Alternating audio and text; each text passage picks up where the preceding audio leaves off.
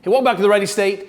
We want to do a follow-up to a post we recently put up about needing to make mistakes. Now, one of the things that we're always talking about is trying to introduce enough variability and sort of different aspects of a movement or ways to challenge the movement so that my athletes make errors and they come back.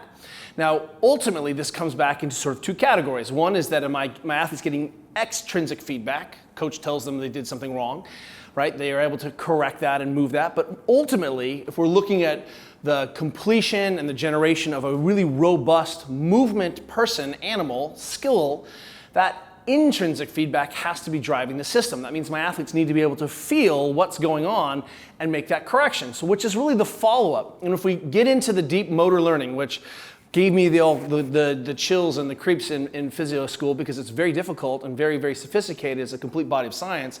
Skill acquisition, motor learning skill acquisition.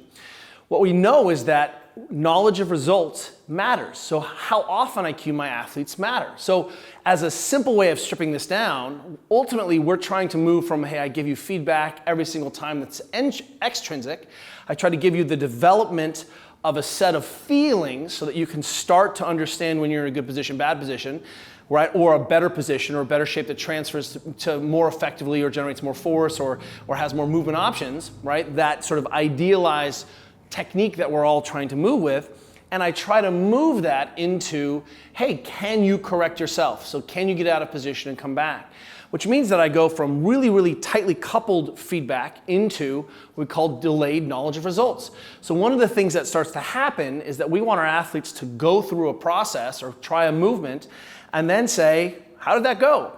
And let the athlete generate their own thinking in this sort of retro, sort of meta-awareness about what just happened. So that they are sort of conjoining what's happening in their actual movement skill with their understanding of what's happening in the movement skill. And this means that if I just step right in and step on an athlete and give them the cue without giving them a chance to understand that, in this situation, that's called immediate knowledge of results, I may be blunting their motor acquisition or their ability to learn a new movement skill. So what I'm ultimately trying to do is go from high touch, lots of feedback, giving my athletes cues about, hey, can you feel what this shape looks like and feels like so that you can come back to that shape, and then going back into trying to put the burden back on the athlete into trying to understand what movements they made and how they're going to correct or not correct, or if they're happy with that feeling during that movement. And that's called delayed knowledge of results. And ultimately, I try to step in with my athletes when I see them making movement errors, an error or movement compensations when they're starting to solve a problem and they're not able to feel and correct it is a great place to step in. So that delayed knowledge of results means that my athletes do a heavy five and then I'll walk up to them and instead of just slamming them like feet, knee, hip, back, shirt, I'm saying, what did you feel? I felt like I got soft or I lost position or my head went. Great. And again, a coach will need to understand that process in terms of this motor and skill development, movement development.